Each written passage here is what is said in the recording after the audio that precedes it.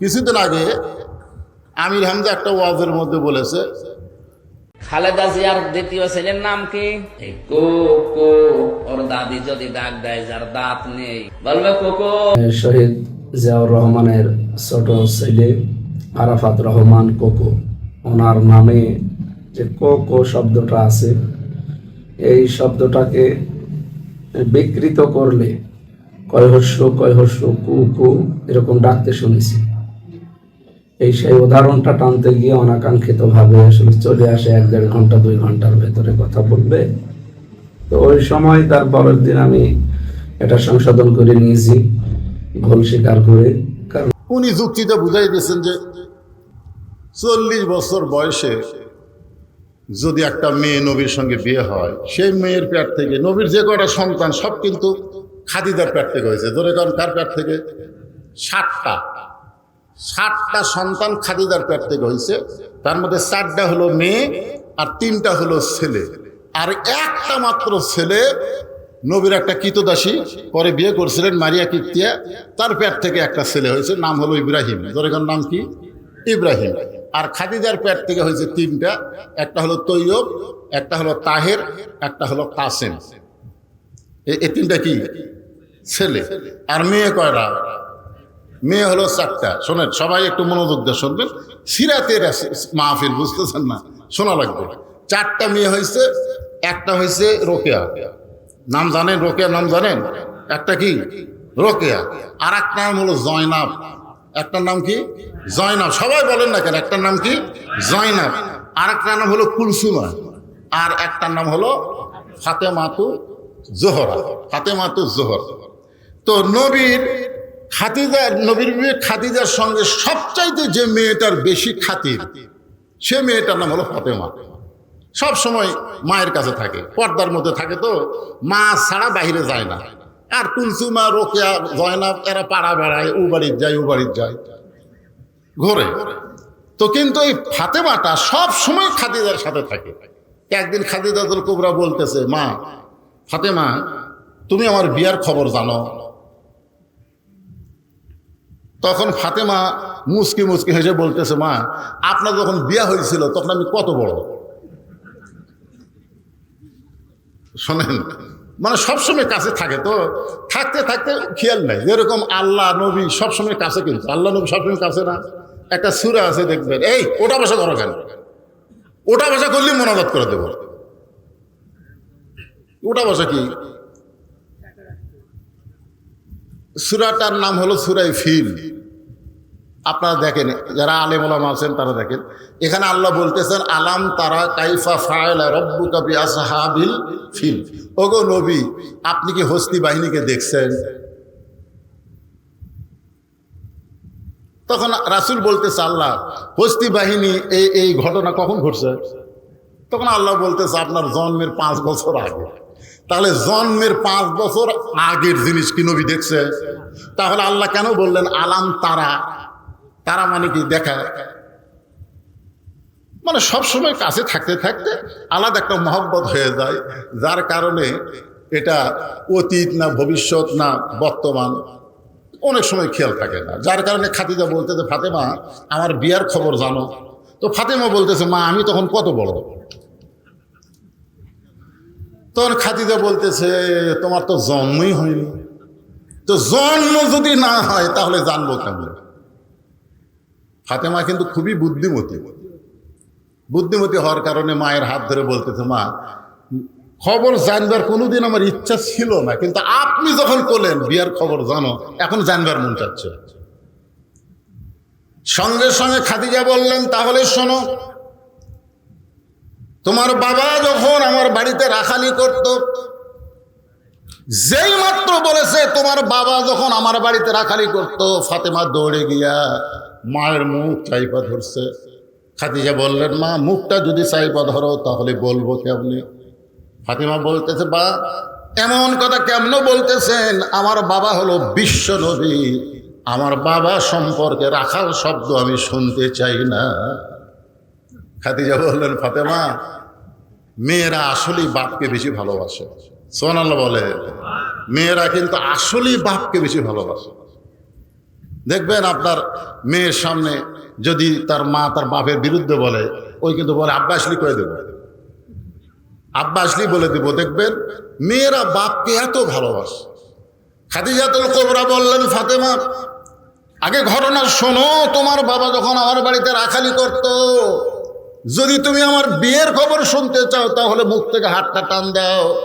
এবার ফাতেমা হাত টান দিছে। খাদিজা বলতেছে, শোনো, আমি তাকায় দেখি রাখালের যে থাকার ঘর, সমস্ত রাখালগুলো দুপুর বেলায় ঘরে আরাম করতেছে। আমি খাদিজা বেলকুনি থেকে আশ্চর্য হয়ে গেলাম। হাজার হাজার উটদুম্বা মাঠে ময়দানে, হাজার হাজার উটদুম্বা বাদ দিয়া রাখালগুলো ঘরের মধ্যে দুপুর বেলা আরাম করে। আমি রাখালের সর্দারকে ডাক দিয়ে বললাম, রে রাখালের সর্দার, হাজার হাজার উটদুম্বা মাঠে ময়দানে চড়তেছে, আর তোমরা দুপুরবেলা ঘরে আরাম করো, তোমাদের কি ভয় নাই? রাখালের সর্দার বলে, মালকিন আপনি জানেন না, আমরা ভাগ্য গুণে এমন একটা রাখাল পাইছি, যে রাখাল চাকরিতে জয়েন করার পর আপনার উট দুম্বাগুলো সব ভদ্র হয়ে গেছে। এই রাখাল চাকরিতে জয়েন করার পরে আপনার উট দুম্বাগুলো সব ভদ্র হয়ে গেছে। খাদিজা বলতেছে, রাখালের সর্দার, জন্তু জানোয়ার কোনোদিন একটা রাখালের ভক্ত হয় না, বাধ্য হয় না। রাখালের সর্দার বলে, যদি বিশ্বাস না হয় তাহলে আপনি যেন বেহেশতের মেশকে আম্বরের সুগন্ধ বইতেছে। আমি আর একটু নিকটে গিয়া তোমার বাবা রাখালকে দেখার সঙ্গে সঙ্গে আমার ভিতরে এমন একটা প্রেম আসলো।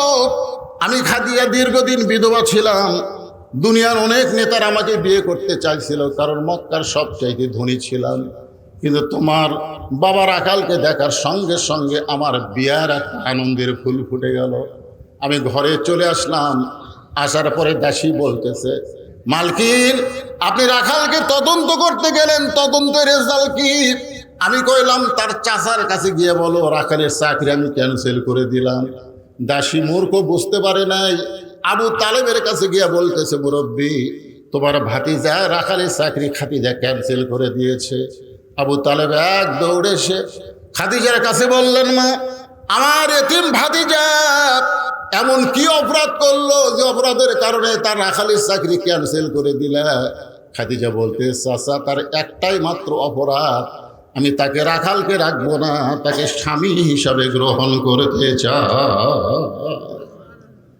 খাদিজাতুল কুবরা বলে, রে ফাতেমা, সে রাখালকে আমার স্বামী হিসাবে গ্রহণ করার পরে সে রাখাল হয়েছে আজকে বিশ্ব নবী। আল্লাহ প্রত্যেকটা নবীকে রাখালির দায়িত্ব দিয়েছেন, ধরে কান সুবহানাল্লাহ। রাখাল এটা আল্লাহ রাসূলও আবার বলেছেন যে প্রত্যেকটা অভিভাবককে আল্লাহ রাখালের দায়িত্ব দিয়েছেন, ধরে কান সুবহানাল্লাহ।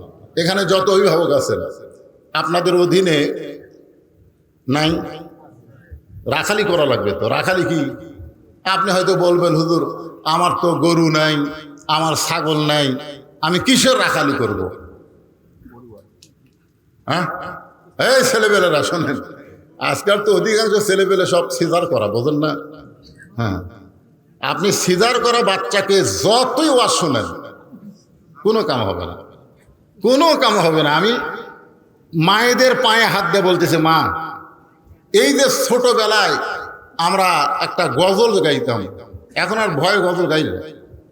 কি বলবো প্রসবের কথা, মা বিনে সেই ব্যথা কেউ তো বুঝিবে না, মাজন ঠেকিয়া সন্তানের দায়, অকালে মা মারা যায়, কেন সে মায়ের ভক্তি করো না, এমন দরদি ভাবে কেউ হবে না আমার মা, মা গো। সেদিন ফেসবুকে দেখলাম একটা মেয়ে বলতেছে যে মেয়েরা সিজার করে, একটা মেয়ে মানুষ সিজার করায় না, সবগুলো মরদ মানুষ। তাহলে মেয়েদের পেট কাটে কারা? কথা কর না কেন? পেট কাটে পুরুষেরা। তা এখন আপনার বউ যদি পর্দারি নারী হয়, দরকার হলে নর্মালি বাচ্চা নিবে, কিন্তু বেপর্দা হয়ে সিজার করবে না। ধরে কোন কথা ঠিক কিনা কথা বলেন? প্রত্যেকটা মাকে আমি বলতেছি, ইন্নাল্লাহা মা সাবিরিন, ধৈর্যশীলদের সঙ্গে কি আছে? কথা কন না কেন? আমরা যদি ধৈর্য ধারণ না করতাম আর গোপনে গোপনে যদি চেষ্টা না করতাম, তাহলে হাসিনা কি? কথা কন। মায়ের প্রসব বেদনা একটু কষ্ট হয়, কিন্তু কষ্টের পরে যখন সন্তান বুকে আসে তখন কিন্তু মার সেই কষ্টের কথা মনে রাখে না। যেই মা একবার বাচ্চা নর্মালে হয়, ওই বারবার বাচ্চা নর্মালে নিবে, কারণ ওই জানে হতে একটু কষ্ট হয়, কিন্তু তারপরে যখন বুকের উপর আসে তখন আর কষ্ট থাকে না। এ হাসিনা যতদিন ক্ষমতায় ছিল, ভালো মানুষের প্রসব বেদনার মতন কষ্ট হয়েছে। জোরে জন কথা ঠিক কিনা? কি একটু ধৈর্য ধরেন মায়েরা, যারা পদ্মার অন্তরে আছেন, একটু ধৈর্য ধরেন। বাচ্চা হওয়ার আগেই কিন্তু পেট কাটে। বাচ্চা হওয়ার আগে, বাচ্চার জন্ম হবে 2 দিন পর নর্মালে, কিন্তু ডাক্তার টাকা খাওয়ার জন্য বলতেছে পেটে পানি নাই, বেঁকা হয়ে আছে। এই যে মিথ্যা কথা বলবি, মানে টাকা কামাই করে। এখন পেটের পানি শুয়ে গেছে, বেঁকা হয়ে আছে, এখন পেট কাটছে। পেট কাটা দেখে আর ঘুমই ভাঙ্গেনি। তারপর 4-5 জন ডাক্তার কয়, কে রে, আমরা যে টাকার লোভে পেট কাটলো, আর যে ঘুম ভাঙে নেন, কি করি? তখন বড় ডাক্তার বলে পেটের থেকে বাইর করে একটা ঘুরে আনতে হয়। তখন এই পেটের থেকে আস্তে করে বাইর করে এরকম একটা ঘুরে আনতে হয়। যেই ঘুরে আনতে হয়, মাথার ঝাঁকি খায়, এই যে খাইন দেওয়া, এই যে ঝাঁকি খাওয়া খাচ্ছে, এই ঝাঁকির কারণে এই মোবাইল ছাড়া ভাত খায় না। মোবাইল না দেখলে আর কথা কান না, ও যে ঝাঁকি খাচ্ছে, এই মাথার ঝাঁকি খাওয়ার কারণে দেখবেন আমরা দোয়া দরুদ দেও কান সারা পারতেছি না। সন্তান কান্দে, হুজুর একটু দোয়া পড়েন। সূরা ফাতিহা, যাকে বলা হয় সূরাতুশ শিফা। সূরা ফাতিহা কি? সূরাতুশ শিফা। সূরা ফাতিহা পড়ে ফু দিলে ভালো হয়ে যাবে। 3 বার সূরা ফাতিহা পড়ে ফু দেয়, আর কান্দন আরো ধরে হয়। আল্লাহ রাসূল বলেছেন, সমস্ত ব্যারাম অনুনাজ্জিলু মিনাল কোরআনি মা হুয়া শিফাউ ওয়া রাহমাতুল লিল মুমিনিন। আমি আয়াতের তাফসীর পড়তে গিয়ে দেখি এটা হলো আয়াতুল কুরসি। আয়াতুল কুরসি পানি পড়ে দিলে, ওই পানি খিলালে যতই যা হোক কান্দা টান্দা সব ভালো হয়ে যাবে। আয়াতুল কুরসি পড়া ফু দিলাম, পানি 1 গিলাস দিলাম, মা খিলাও। কয়েকদিন পরে হুজুর দোয়া দরুদের আর কাম নাই, দোয়া দরুদ আর হবে না। চিন্তা করলাম এটা কোন যুগ পড়লো রে, দোয়া দরুদে কান্না থামে না। কয়েক মাস পরে বললাম, মা খবর কি? বলে হুজুর আর কান্দে না। তো কোন দোয়ায় কাম হলো? তোর বাপ একটা মোবাইল কিনে দিছে, যখনই কান্দে তখনই মুখের সামনে দেয়, আর কান্না থামে না। আমার মা বোনদের জন্য বলতেছি, মা পেটে বাচ্চা আসার পর উম্মুল খায়ের ফাতেমার মতন হয়ে যান। উম্মুল খায়ের ফাতেমার সন্তানের নাম হলো আব্দুল কাদের। উম্মুল খায়ের ফাতেমার মতন হয়ে যান। আল্লাহ আপনার প্রসব বেদনাকে সহজ করে দিবে। আল্লাহ পারে কি পারে না? ধরে খান পারে কি পারে না? হ্যাঁ, পেটে বাচ্চা নিয়ে নামাজ পড়েছে, পেটে বাচ্চা নিয়ে রোজা রেখেছে, আর এখন পেটে বাচ্চা আসলে এক ছেলে আমাকে বলতে, হুজুর 11 মাস আমার খিদে নাই, কিন্তু রোজার মাসে খালি খিদে লাগে। 11 মাস আমার খিদে লাগে না, কিন্তু রোজার মাসে খালি খাই আর খাই, আমার খিদে যায় না। কারণ কি? আমি বললাম, তোমার মা বাসে আছে? কে আছে? যাও মায়ের কাছে যাও। মা কেমনে জানবে? কে যাও না কেন? ওই মায়ের কাছে জিজ্ঞেস করছে, মা আমার 11 মাস খিদে কম, রোজার মাসে খিদে বেশি কেন?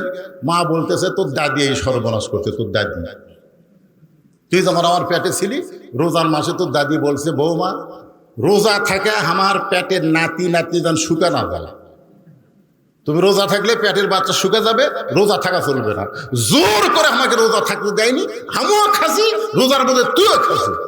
এই যে রমজান মাসের পেটের মধ্যে তোর খাওয়া শুরু হচ্ছে, দাঁড়া এসে তুই রোজা থাকতে পারবি? এই জন্যে একটা নেপোলিয়ন বলেছে, একটা ভালো সন্তান যদি চাও তাহলে ভালো একটা মায়ের দরকার। দরকার কিসের দরকার? ভালো একটা মায়ের দরকার। খাদিজাতুল কুবরা এমন একজন মা ছিলেন যে মায়ের পেট থেকে আল্লাহ তাআলা 4টা সন্তান দিয়েছেন। একটার নাম হলো ফাতেমাতুজ জোহরা। আমার মা বোনদের জন্য বলতেছিলাম, এই কথাটা কিন্তু আমার মা বোনদের জন্য।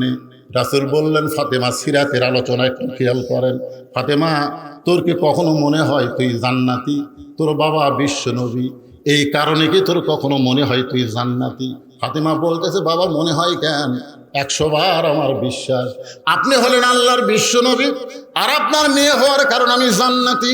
আল্লাহ রাসূল বললেন, ফাতেমা এই কথা কখনোই মনে করবা না, আমি তোমার বাবা বিশ্ব নবী বলে তুমি জান্নাতি এটা মনে করো না। জান্নাতে যদি যাবার চাও, জান্নাতের আমল করে জান্নাতে যাইতে হবে। ফাতেমা কান্দারে বলে, বাবা বিশ্বনবীর মেয়ে হয়েও জান্নাতে যাওয়া যাবে না, জান্নাতের আমল করতে হবে। জান্নাতের আমল কি? আমার মায়েরা যারা আছেন একটু মনোযোগ দিয়ে শোনেন। এই সিরাত মাহফিলে নবীর কলিজার টুকরা ফাতেমার থেকে আলোচনা করতেছি। রাসূল বললেন মাত্র 4টা আমল করবা। মাত্র কয় আমল? আমার আঙ্গুলের দিকে তাকান, কয় আমল? আরে পাগলা, বাড়ির বউ যদি ভালো হয় আপনার কলিজায় আর্ধেক শান্তি জান্নাতের চলে আসবে। জোরে কর কথা, ঠিক কিনা? আমি তখন বললাম রব্বানা আতিনা ফিদ দুনিয়া হাসানা ওয়া ফিল আখিরাতি হাসানা। তাফসীর পড়ে দেখেন আলেমেরা, এতে ফিদ দুনিয়া হাসানা মানে কি? সব 16 আনার মধ্যে 8 আনা হলো বউ। দুনিয়ার যে 16 আনা সৌন্দর্য যদি পাবার চান তাহলে বউ হচ্ছে 8 আনা। বউ যদি খারাপ হয় আপনি যতই শান্তি খোঁজেন বাইরে শান্তি পাবেন, বাড়ি ঢুকলে অশান্তি। জোরে কথা কন না কেন? হ্যাঁ, এই জন্যে মা বোনদের জন্য কথাটা বলতেছি। রাসূল বললেন 4টা আমল। কয়টা? খুব খেয়াল করেন, নামাজ, রোজা, সতীত্বের হেফাজত, আর স্বামীর খেদমত। আল্লাহ রাসূল ফাতেমাকে বললেন সব সময় না, স্বামী যখন খেদমত চাবে, খুব খেয়াল করে শুনবেন, স্বামীর খেদমত সব সময় না, স্বামী যখন খেদমত চাবে তখন খেদমত করে। সবাই মনোযোগ দিয়ে শোনেন। বউ যদি আপনার আপনি খেদমত চাচ্ছেন না, যদি আপনার খেদমত করে আপনি বুঝতে পারবেন এর মধ্যে একটা কি ভেজাল নাই। আপনি খেদমত চাবেন। রাসূল বললেন আমার আলী যখন তোমার কাছে খেদমত চাবে তখন তুমি খেদমত করবা, তাছাড়া খবরদার তুমি নিজের ইচ্ছাই যেন খেদমত করতে যাবে না। কারণ চোরের মন, কথাটা বোঝেন, অতিভক্তি। হ্যাঁ, একেবারে ফাঁকাতে বাতাস করতেছে। তো স্বামী কয় কে গো কারেন্ট নাই? আছে তো কারেন্টের ফ্যান দেয়, পাখার বাতাস কেন? আগে আমরা ওয়াজ করতে বলেছিলাম শরীর কেমন আছে? আলহামদুলিল্লাহ। মনের খবর কি? চারিদিকে তাকায়। যেই বলি মনের খবর কি, চারিদিকে ভাবে তাকায়, বক্তাও তাকায়। হ্যাঁ, কারণ হাসিনার আমলে না জানি কি হয়, আজরাইল ধরার আগে পুলিশ ধরার ভয়। জোরে কর কথা, ঠিক কিনা? এরকম মনের মধ্যে একটা অস্থিরতা ছিল কি ছিল না? বিশেষ করে আমাদের বগুড়া জেলার লোকের বেশি ছিল। সেই মানসিক প্রশান্তি 5ই আগস্টের পরে 1 বছরের বেশি হয়ে গেল, ধর পাকড়ের আর কোনো চিন্তা নাই। জোরে কোন ঠিক কিনা? আল্লাহ তাআলা শারীরিক সুস্থতা এবং মানসিক প্রশান্তি দান করে আজকের এই সিরাত মাহফিলে কবুল করলেন। আমরা সে আল্লাহর দরবারে শুকরগুজার করছি। সকলে আমার সঙ্গে বলেন রব্বানা লাকাল হামদ হামদান কাসীরান তাইয়িবান মুবারাকান ফীহি। আমি আল্লাহর প্রশংসা করলাম, আমরাও করলাম, সবাই করলাম। কেন করলাম? এই কারণেই করলাম, আল্লাহ আমাদেরকে প্রশংসা করার জন্যে মুসলমানের ঘরে কবুল করছেন। আল্লাহ ইচ্ছা করলে আমাদের হিন্দুর ঘরেও পাঠাতে পারতো কি পারতো না? কিন্তু আল্লাহ আমাদেরকে দয়া করে মুসলমানের ঘরে প্রেরণ করেছেন। আল্লাহ ঘোষণা করেছেন যত ধর্মই পৃথিবীতে থাক, একটাও ধর্ম না, যত ধর্ম পৃথিবীতে আছে একটাও ধর্ম না। ইন্নাদ দীনা ইনদাল্লাহিল ইসলাম। আল্লাহর কাছে সবচাইতে মনোনীত পছন্দনীয় দিনের নাম কি? এরপরে আল্লাহ বলে দিলেন অমাইয়াবতাগি গয়রাল ইসলামা দীনান ফালা ইউকবালা মিনহু। ইসলাম ছাড়া অন্য কোনো জীবন ব্যবস্থা কেউ যদি গ্রহণ করে, আল্লাহ বলেছেন কখনোই তা কবুল করা হবে না। এখন আপনারা জীবন ব্যবস্থা হিসাবে কি কবুল করবেন, কি গ্রহণ করবেন? মানুষের তৈরি করা আইন না আল্লাহর আইন? সিরাতে রাসূলের উপরে আমি আলোচনা করতেছি। সিরাত মাহফিল যখন দিয়েছে, অবশ্যই আমি আপনাদের সামনে ফিতনার জন্য না, ফিতনা না। আচ্ছা, 12ই রবিউল আউয়াল, এই যে আমরা সকলেই বলি আল্লাহ রাসূলের কি দিন?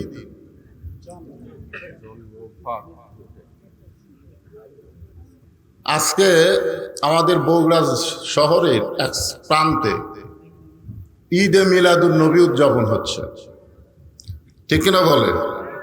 হ্যাঁ, বাংলাদেশের বহু আলেমকে আমি জিজ্ঞাসা করছি, বহু আলেম, যে আল্লাহ রাসূল যেদিন দুনিয়াতে এসেছে সেই তারিখ কত? রবিউল আউয়াল মাসে নবী যে দুনিয়াতে এসেছেন এটা ঠিক, কিন্তু কয় তারিখে এসেছেন পৃথিবীর কোন আলেম এখন পর্যন্ত বলতে পারে না, মতভেদ করে। কেউ কয় 1 তারিখ, কেউ কয় 9 তারিখ, কেউ কয় 12 তারিখ হতে পারে। আমার কথা কি শুনলেন, বুঝলেন? আমি রাসূলের কয়েকটা জীবনী পড়েছি, জীবনী পড়ে যেটা জানছি সেটা হলো আল্লাহ রাসূল যখন দুনিয়াতে এসেছেন তখন তিনি যে এত বড় নবী হবেন সেটা কেউ খেয়াল করেনি, সেটা কেউ কি করেনি, খেয়াল করে। যে আব্দুল্লাহ দুনিয়াতে আসার আগে, সন্তান দুনিয়াতে আসার আগে দুনিয়া থেকে চলে গেল, এমন একটা গরিব কুরাইশ বংশে জন্ম নিল, এই ছেলেটা যে বিশ্ব নবী হবে এটা কেউ এটা বিশ্বাস করেনি। আমার কথা কি বুঝলেন? এবং জন্ম তারিখ যিনি লিখে রাখেন, আমি যে কত সালে জন্মেছি, কয় তারিখে জন্মেছি, এটা লিখে রাখছে আমার বাপ, জোরে কনকে। কিন্তু নবী দুনিয়াতে আসার আগে বাপ কি মারা গেছে। নবীর মা খুব একটা বেশি দিন দুনিয়াতে ছিলেন না, এই জন্যেই নবী কত তারিখে দুনিয়াতে এসেছেন এটা নিয়ে মতভেদ আছে। আমার কথার দিকে খেয়াল করবেন, নবী কত তারিখে দুনিয়াতে এসেছেন এটা নিয়ে কি আছে, মতভেদ আছে। 1 তারিখও হতে পারে, 9 তারিখও হতে পারে, 12 তারিখও হতে পারে।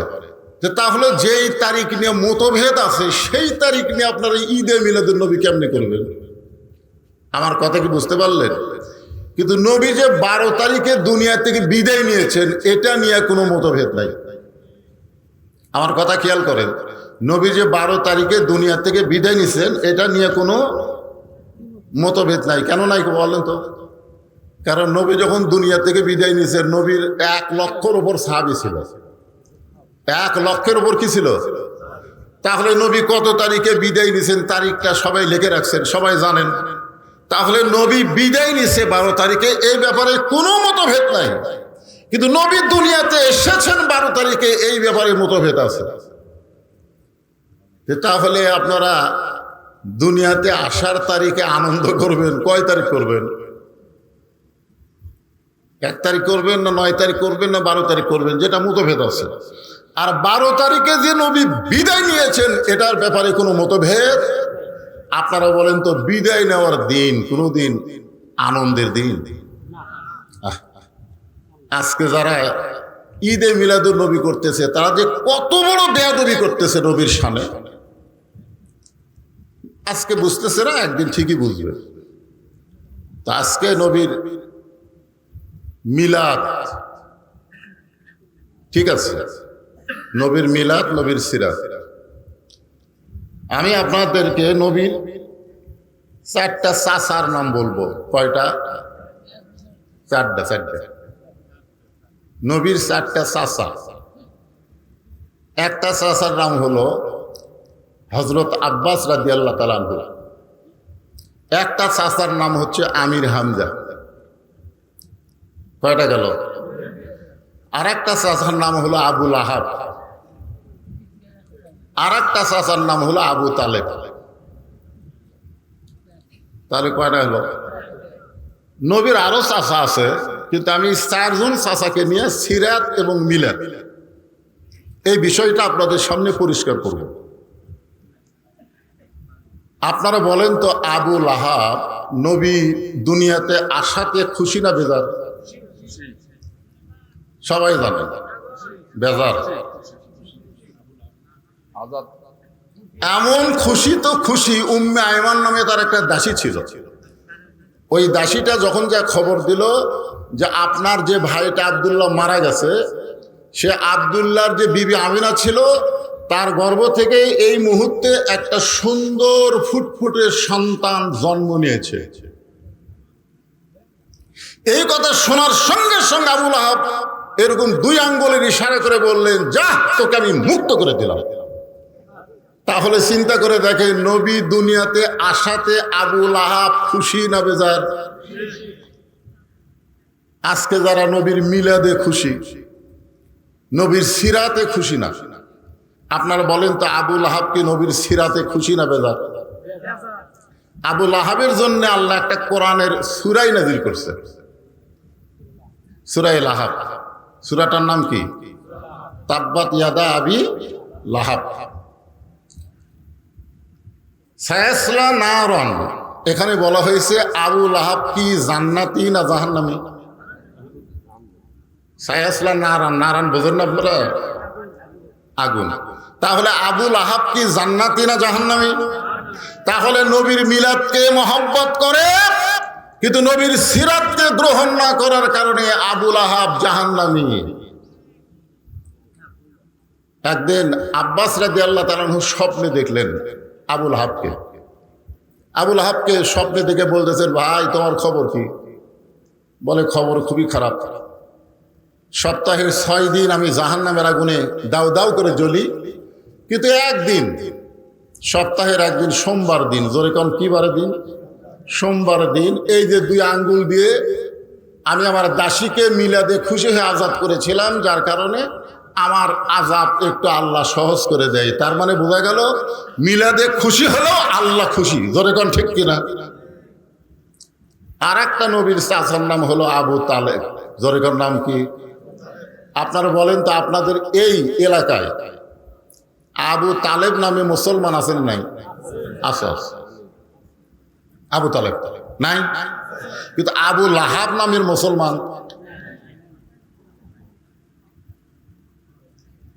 আমি সুর দিয়া টান দেওয়াজ করবো, বুঝছেন? একটু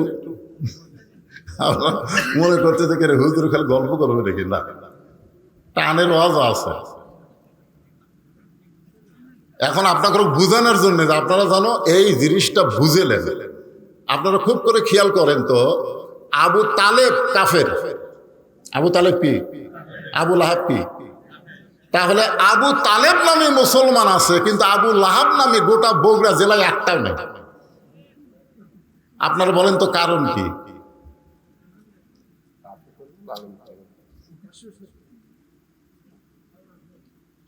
আপনাদের বগুড়ার একটা আছে পিনাকি ভট্টাচার্য, নাম শুনছেন? এই পিনাকি ভট্টাচার্যের নাম শুনছেন? ওই কিন্তু এখন বাংলাদেশত নাই, যে দেশেতে থাক, ওকে অনেকে বলে মুসলমানের জন্য আবু লাহাব। এই পিনাকি ভট্টাচার্যকে কি বলে? আবু তালেব, আবু তালেব বলে। কারণ আবু তালেব যদিও ইসলাম গ্রহণ করে নাই, কিন্তু ইসলামের বিরুদ্ধচারণ করে নাই এবং আল্লাহ রাসূলকে কোনোদিন কষ্ট দেয়নি। আল্লাহ রাসূলকে কোনোদিন কষ্টও দেয়নি, কিন্তু রাসূলের সিরাতকে গ্রহণ না করার কারণে আবু তালেবও কি জাহান্নাম।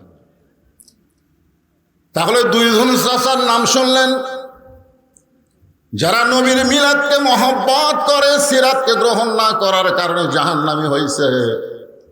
আবার নবীর 2 জন চাচা আমির হামজা, হযরতে আব্বাস, তারা মিলাদকেও মহব্বত করেছে, আবার সিরাতকে গ্রহণ করে তারা সাহাবীর মর্যাদা পেয়েছে। সুবহানাল্লাহ। এখন আপনারা যারা এখানে বসে আছেন, আমরা নবীর মিলাদ, নবীর জন্ম, কোরআনের একটা আয়াত যখন নাজির হলো, ওয়াসাইনাল ইনসানা বিওয়ালিদাইহি ইহসানান হামালাতুহু উম্মুহু কুরহা, আল্লাহ রাসূলের মা 6 বছর বয়সে দুনিয়ার থেকে বিদায় হয়ে গেছে। আপনারা বলেন তো, শিশুকালে যিনি নবীকে লালন পালন করেছিলেন তার নাম কি? সবাই বলা লাগবে, তার নাম কি? হালিমাতুস সাদিয়া। আল্লাহ রাসূল হাজার হাজার সাহাবী নিয়ে আলোচনা করতেছেন, খুব মনোযোগ দিয়ে শুনবেন। মিলাদের 2টা লাইন বলে তারপর সিরাতের লাইনে যাচ্ছে। হাজার হাজার সাহাবী নিয়ে যখন নবী আলোচনা করতেছেন, এমন সময় উটের পিঠে চড়ে একটা বুড়ি মানুষ নবীর দিকে আসতেছে। হাজার হাজার সাহাবীরা নবীর আলোচনা শুনতেছে, এমন সময় উটের পিঠে চড়ে একটা বুড়ি মানুষ আল্লাহ নবীর দিকে আসতেছে। নবী আলোচনা করতে করতে হঠাৎ লক্ষ্য করে দেখেন ওই বুড়িটার কেউ না, ওই বুড়িটা হলো নবীর দুধ মা হালিমাতুস সাদিয়া। সঙ্গে সঙ্গে নবী দাঁড়িয়ে গেলেন। যে নবী বসে আলোচনা করতেছিলেন সাহাবীদের সামনে, সঙ্গে সঙ্গে নবী দাঁড়িয়ে গেলেন। সাহাবীরা আশ্চর্য হয়ে গেল, একটা বুড়ি উটের পিঠে চলে আসতেছে আর নবী দাঁড়িয়ে গেলেন। শুধু নবী দাঁড়িয়ে গেলেন না, এক টানে গায়ের চাদর খুললেন। গায়ের চাদর খুলে উটের সামনে গিয়ে ওই চাদরখানা বিছায় দিলেন। সঙ্গে সঙ্গে হযরত আবু বকর, আল্লাহর নবীকে যিনি জীবনের চাইতে সবচাইতে বেশি ভালোবাসেন, আমরা সুন্নিদের কাছে শুনি উহুদের ময়দানে নবীর দান শহীদ হয়েছে, এই কারণে ওয়াইস করুনি নবীর মহব্বতের সমস্ত দান ভেঙে ফেলেছে। সুন্নি যারা ওয়াজ করে তারা ওয়াইস করুনিকে খুব দাম দেয়। আপনারা বলেন তো, আল্লাহ নবীর যত সাহাবী ছিল, নবীকে সবচাইতে বেশি ভালোবেসেছেন তার নাম কি? একেবারে সবাই এক বাক্যে বলেন, নাম কি? কারণ আল্লাহ রাসূল বলেছেন, আমার আবু বকরের এক রাত, মহব্বতের এক রাত নেকি যদি এক পাল্লায় তুলে দেওয়া হয়, আমার সমস্ত উম্মতের ইবাদতের নেকি যদি আরেক পাল্লায় তুলে দেওয়া হয়, আমি নবীকে মহব্বত করার নেকির ওজন আল্লাহর কাছে অনেক বেশি হবে। সে আবু বকর সহ্য করতে পারে, যেই নবীর জুতার পরশে আল্লাহর আরশ ধন্য হয়ে গেছে। সুবহানাল্লাহ বলেন না কেন? উটের পিঠে চড়ে আসে, সেই উটের সামনে চাদর মাটিতে বিছায় দিছে। আল্লাহ রাসূল বলতেছেন, মা আপনার পা আমার চাদরের উপরে দিবেন, মাটিতে দিবেন না। সঙ্গে সঙ্গে হযরত আবু বকর দৌড়ে গিয়ে এক টান দিয়ে চাদর নিজের বুকের উপরে নিয়ে চাদরকে চুমু দিয়ে উটের সামনে শুয়ে পড়লেন। শুয়ে পড়ে বলতেছেন, মা আপনি কে? আমি আপনাকে চিনি না। আপনি কে? আমি আপনাকে চিনি না, কিন্তু আমার নবীর চাদরে আমি জীবিত থাকতে দুনিয়ার কাউকে পা দিতে দিব না। দরকার হলে আপনি আমার বুকে পা দিয়ে নামেন, কিন্তু নবীর চাদরে আমি জীবিত থাকা অবস্থায় পা দিতে দিব না। আল্লাহ রাসূল আবু বকরের কাছ থেকে চাদর কেড়ে নিয়ে বলেন, আবু বকর, মা আতাকুমুর রাসূলু ফাখুযুহু ওয়া মা নাহাকুম আনহু ফান্তাহু। আল্লাহ কোরআনে বলেছেন, আমি নবী যেটা করব সেটাই করতে হবে, আমি নবী যেটা নিষেধ করব সেটা করা যাবে না। আমি নবী চাদর বিছাই দিলাম, আর সেই চাদর তুমি টান দিবা, সেই টান দেওয়ার অধিকার কোথায় পাইলা?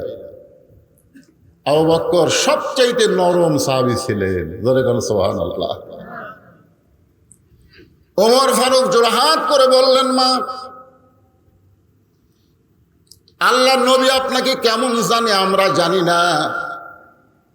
নবী চাদর বিছায় দিছে, আমার বড় ভাই আবু বকর চাদর টান দিস, নবী এত রাগ করেছেন, আমি জানি না আপনি কে। তবে নবী যখন কোরআনের আয়াত তেলাওয়াত করেছে, নবী যেটা করেছে সেটা করতে হবে, নবী যেটা নিষেধ করেছে সেটা করা যাবে না। মেহেরবানি করে 2 হাত করে বলতেছি, আল্লাহ নবীর চাদরে আপনি পা দিবেন না। নবীর যত সাহাবী ছিলেন সবচাইতে গরম সাহাবীর নাম কি? আরো জোরে বলেন। সেই সাহাবী 2 চোখের পানিতে গাল ভিজাই দিলেন। হালিমাতুস সাদিয়া যেদিকে নবীর চাদর বিছাই দিছে সেই দিকে না নেমে উল্টা দিকে নেমে দৌড়ে এসে ওই চাদরখানা বুকে মুখে লাগায় বলে, রে নবীর সাহাবীরা, আজকে তোমরা যেই নবীকে এত ভালোবাসতেছো তোমরা হয়তো জানো না, যখন দুনিয়ার কেউ তোমাদের নবীরে চিনত না তখন চিনেছি আমি হালিমা। সুবহানাল্লাহ বলেন। এটা কিন্তু মিলাদের আলোচনা। যখন দুনিয়ার কেউ তোমাদের নবীরে চিনেনি তখন সর্বপ্রথম যিনি আল্লাহ নবীকে চিনেছে তার নাম কি? হালিমাতুস সাদিয়া। আল্লাহ আমাকে আপনাদের দোয়ায় হালিমা সাদিয়ার বাড়িতে যাওয়ার তৌফিক দিয়েছে। আপনাকে দোয়ায় কয়েকবার গেছি। হালিমাতুস সাদিয়ার বাড়ি এখনো অক্ষত আছে। আল্লাহ সবই পারে, জোরে কান পারে কে পারে না? আল্লাহ যদি একটা পাহাড়ের গুহার মধ্যে 300 বছর ঘুমায় রাখতে পারে, আল্লাহ ইচ্ছা করলে দুনিয়ার মানুষকে দেখানোর জন্য হালিমা সাদিয়ার বাড়ি কিয়ামত পর্যন্ত রাখতে পারে, জোরে কান পারে কে পারে না? তবে বাড়িটা এখন বাড়ি নাই, ওখানে গেলে একটা মসজিদ, ছোট্ট ওই বাড়িটা একটা মসজিদের মতো করে দিয়েছে। ওখানে গিয়ে সবাই নামাজ পড়ে নিজের মনটাকে খুশি করে। আমি শুধু চিন্তা করি এই ঘরের মধ্যে আল্লাহর নবী কিছুদিন লালন পালন হয়েছে। সুবহানাল্লাহ বলে। এটা হলো বনি সাদ গোত্র।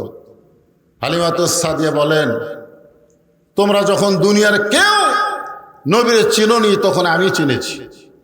রাস্তার মধ্যে মেয়েরা যখন বাচ্চাদেরকে নিয়ে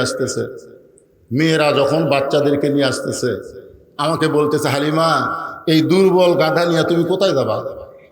বলে, আমি নিয়ত করেছি মক্কার কুরাইশ বংশের কোনো সন্তান জন্ম নিলে মায়েরা দুধ পান করায় না, অন্য কোনো মা দুধ পান করানোর কারণে তাকে অনেক হাদিয়া দেওয়া হয়। সে হাদিয়া পাওয়ার আশায় আমি এই দুর্বল গাধা নিয়ে মক্কার দিকে রওনা দিয়েছি। মেয়েরা বলতেছে, খামাখা যায়ও না। কুরাইশ বংশে যে কয়টা ধনী ঘরে সন্তান জন্ম দিয়েছিল সব সন্তান আমরা কোলে নিয়েছি, বিনিময়ে অনেক হাদিয়া পেয়েছি। শুধুমাত্র একটা সন্তান এখন মক্কাতে আছে, যেই সন্তান জন্মের আগেই বাবা হারাইছে। আমরা খোঁজ নিয়ে দেখছি তাদের অবস্থাও ভালো না, দেওয়ার মতো কিছু নাই। খামাখা তুমি আর যাও না। হালিমাতুস সাদিয়া বলে, রে নবীর সাহাবীরা, আমি যখন অন্যান্য মেয়েদের মুখে এই কথা শুনলাম, আমার দুর্বল গাধাকে আমি তিরস্কার করে বললাম, গাধা আর মক্কায় যাস না, মক্কায় গিয়ে কোনো লাভ নাই, ধনী ঘরের সব সন্তান নেওয়া হয়ে গেছে। আমি একজন গরিব অসহায়, মক্কায় আর যাব না। এই কথা যে মাত্র আমার গাধাকে বলেছে, সঙ্গে সঙ্গে গাধা তার কান দুইটা খরগোশের মতন খাড়া করে এই দুর্বল গাধা এত জোরে মক্কার দিকে দৌড়ানো শুরু করলো। দৌড়াইতে দৌড়াইতে আল্লাহর কাবা ঘরের পাশে গিয়ে পড়ে গেছে। এত জোরে দৌড়। এই দুর্বল গাধা যে হাঁটতে পারে না, সে দৌড়াইতে দৌড়াইতে আল্লাহর কাবা ঘর যেখানে আছে কাবা ঘরের পাশে ঘুরমি খেয়ে পড়ে গেছে। আমি গাধার পিঠ থেকে নিয়ে বললাম, গাধা তুই আসলেই গাধা, তোরে আমি বললাম মক্কা এসে কোনো লাভ নাই, আর তুই একটা পশু গাধা হয়ে গাধা এত জোরে দৌড়াইলি, এখন ঘুরমি খেয়ে পড়ে গেলি, এখন তোর অবস্থা। হালিমাতুস সাদিয়া বলে, নবীর সাহাবীরা, আমি তখন লক্ষ্য করে দেখি একটা বুড়ো মানুষ 2 খানা হাত বাড়ায় ডাকতেছে আর বলতেছে, মা। বহু মেয়েরা এসেছিল, তারা ধনীদের সন্তানদেরকে নিয়ে গেছে, কিন্তু একটাবার কেউ আমার নাতির দিকে তাকাইও না। তুমি যখন সবার শেষে আইছো মা, একটাবার আমার নাতিটার দিকে তাকাও, একটাবার আমার নাতিটাকে একটু কোলে নাও। হালিমাতুস সাদিয়া রাগ করে বলে, মুরব্বী, আমি আপনার নাতিকে দেখার জন্য মক্কায় আসি নাই, আমি ধনী ঘরের সন্তান পাওয়ার আশা করেছিলাম, কিন্তু এই গাধা আমার সর্বনাশ করেছে। এই গাধাকে যেই মাত্র বললাম বনি সাদ করতে ফেরত যাও, কিন্তু গাধা মক্কার দিকে দৌড়ানো শুরু করলো। আব্দুল মুত্তালিব নবীর দাদা বলতেছে, মা, পশুটা যখন তোমাকে নিয়ে আইছে তুমি দরকার হলে একটা নজর কি আমার নাতিরে দেখতে পারবা না? হালিমাতুস সাদিয়া বলে, সাহাবীরা রে শোনো, শুধুমাত্র এই মুরব্বীর চোখের পানি এবং তার অনুরোধকে রক্ষা করার জন্যে, শুধু এক নজর দেখার জন্যে ভাঙ্গা ঘরের মধ্যে ঢুকে তাকায় দেখি মায়ের পাশে ছেঁড়া একটা বিছানায় এমন একটা সুন্দর সন্তান শুয়ে আছে, যেন আসমানের চাঁদের চাইতেও সুন্দর। নবী মোর পরশমণি, নবী মোর সোনার খনি, নবী নাম ভাবে যেজন সেই তো দোজাহানের ধনী। সবাই বলেন, নবী মোর পরশমণি, নবী মোর সোনার খনি, নবী নাম ভাবে যেজন সেই তো দোজাহানের ধনী। নবী মোর নূরে খোদা, তার তরে সকল পয়দা, আদমের কলবেতে তারি নূরে রোশনী। নবী মোর পরশমণি, নবী মোর সোনার খনি, নবী নাম ভাবে যেজন সেই তো দোজাহানের ধনী। 400 গ্রহ তারা, তারি নূরের ইশারা। সবাই জবান খুলে বলেন, 400 গ্রহ তারা, তারি নূরের ইশারা। সে নূরে, সে নূরে পাগল, সে নূরে পাগল হলো মওলায় আমার কাদের গনি। নবী মোর পরশমণি, নবী মোর সোনার খনি, নবী নাম ভাবে যেজন সেই তো দোজাহানের ধনী। হালিমাতুস সাদিয়া বলেন, রে নবীর উম্মতেরা শোনো, বিদায় সেদিন তো রাত করা হবে না, সভাপতি বিদায় দিলে হামো, সভাপতি বিদায় দিলে তার হামো মোনাজাত করে যাবে। এমনি তো প্রধান অতিথি গেছে, এত রাত করার কি দরকার? আপনারা ঘরে এমনি তো গরম, আবার চারিদিকে বেড়া দিয়েছে, বেড়া দেওয়ার কোনো দরকার আছে? এই গরমে বেড়া দেওয়ার দরকার না, খুলে দিয়েছে মাশাআল্লাহ। কি ভাইজান, আপনারা জানেন আল্লাহ রাসূল একটা কথা বলেছেন, আমি তো এই হাদিসটা দেখে আমার মাথায় বসে, যে ঈমান নিয়ে কেউ যদি কবরে আসে, ঈমান নিয়ে কেউ যদি কবরে আসে, আমি নবী ওয়াদা দিলাম, সে জান্নাতে না যাওয়া পর্যন্ত আমি রাসূল জান্নাতে যাব না। এই জন্য একটা গান আছে, আপনারা শুনছেন, আসেন আমার মুক্তার, আসেন আমার ব্যারিস্টার, সেই বিচারের হাইকোর্টেতে তিনি আমায় করবেন পার, আমরা পাপী রাসূল জাবিন্দার। আল্লাহ যখন হাকিম হইয়া আমাদেরকে গুনাহগার আসামি বানায় বিচার শুরু করবেন, ওই সময় আমাদের নবী উকিল হয়ে, ব্যারিস্টার হয়ে আমাদেরকে সুপারিশ করে জান্নাতে পৌঁছায় দিবে। আমরা সেই নবীর সিরাতে মিলাদের একটু ওয়াজ শুনি, তারপরে সিরাতে আমি চলে আসতেছি। ওটা বসা করা যাবে না, আমার কাছে সময় আছে, সময় মতো আমি কথা শেষ করে দেব। সভাপতি সাহেবকে আমি বসাই দিয়েছি, বড় ভাই একটু বসে। হালিমাতুস সাদিয়া বলেন, এত সুন্দর সন্তান মানুষ হয়। আমার জীবনে প্রথম ঘরের মধ্যে ঢোকার পরে আমি আর স্থির থাকতে পারলাম না, আমি দৌড়ে গিয়ে যেই মাত্র সন্তানটাকে কোলে নিয়েছি, ওই আল্লাহর শপথ করে বলতেছি, সন্তানের পরশে আল্লাহ আমার দেহের সব দুর্বলতা দূর করে দিয়েছে। যেই নবীর পরশে একটা অসুস্থ মানুষ, দুর্বল মানুষ সুস্থ হয়ে যায়, সেই নবীর আদর্শ যদি আমরা গ্রহণ করি, আল্লাহ কোরআনে বলেন, লাকাদ কানা লাকুম ফি রাসূলিল্লাহি উসওয়াতুন হাসানা। সেই নবীর আদর্শ যদি তোমরা গ্রহণ করো, তাহলে অবশ্যই তোমরা সফলকামী হয়ে যাবে। এখন কার আদর্শ গ্রহণ করবেন? নবীর করবেন? তাহলে আমার সাথে একটা স্লোগান দেওয়া লাগবে, আমার নেতা তোমার নেতা, সকলে কি বলবেন? বিশ্ব নবী মোস্তফা। আমার নেতা তোমার নেতা, বিশ্ব নবীর চরিত্র ফুলের মতো না। ওরাফানা লাকা যিকরাক মানে কি? এই সাধারণ চামচারা এই নেতা করো সামনে নিয়ে বলে আমার নেতার চরিত্র ফুলের মতন পবিত্র, নামাজ পড়ে না, একত্ব। কি কন, এর কিছুদিন পর শুরু হবি তো। আমরা বলবো বিশ্ব নবীর চরিত্র ফুলের চাইতেও পবিত্র। আল্লাহ কোরআনে বলেছেন ইন্নাকা লাআলা খুলুকিন আযীম। কোন দিকে যাব, কারণ রাত বেশি হয়ে গেছে। যাই হোক, যে বিষয়টা একটু আপনারা মনোযোগ দিয়ে শোনেন, কারণ যারা আজকে মিলাদুন্নবী করতেছে, এই ঈদে মিলাদুন্নবী, তারাও যেন বেজার না হয়, সেজন্য নবীর মিলাদ থেকে কিছু কথা বলতেছে। হালিমাতুস সাদিয়া বলে, যেই মাত্র কোলে নিয়েছি, কোলে নেওয়ার সঙ্গে সঙ্গে ওই ছোট্ট বাচ্চার পরশে আমার গোটা দেহ সবল হয়ে গেছে।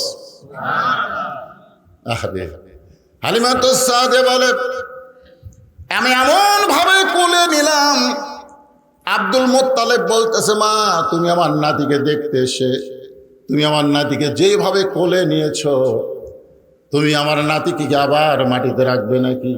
হালিমাতুস সাদিয়া বলে, মুরব্বী, যেই সন্তানকে বুকে নেওয়ার সঙ্গে সঙ্গে আল্লাহ আমার দুর্বলতা দূর করে দেয়, আমি জীবন দিব, কিন্তু এই সন্তানকে আর মাটিতে রাখবো না।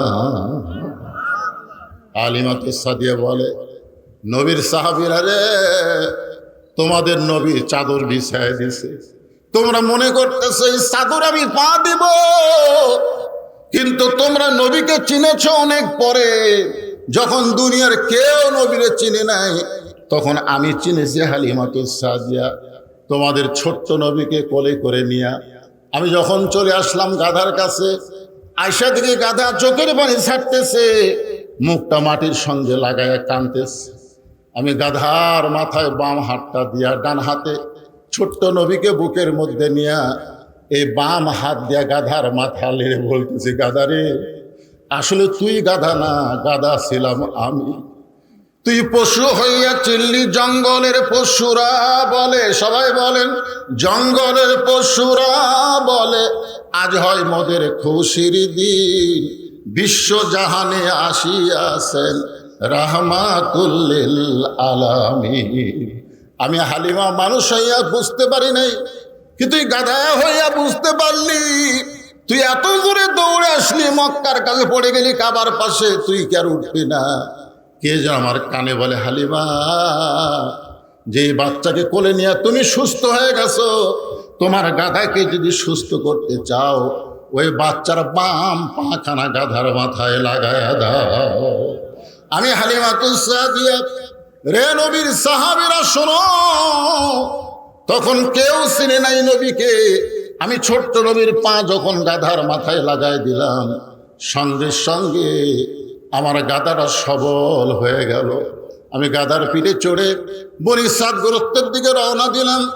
এত তীব্র রোদ হচ্ছিল, আমার আসুল দিয়ে তোমাদের ছোট্ট নবীকে আমি ঢাকতে যাব, কিন্তু আমি আসুল দিয়ে ঢাকার আগে এক খণ্ড মেঘ আমার মাথার উপরে চলে আসলো। ওই মেঘের ভিতরে এত সুন্দর বাতাস। আমি কইলাম, মেঘ রে, তুই কোথা থেকে আসলি আমার মাথার উপরে?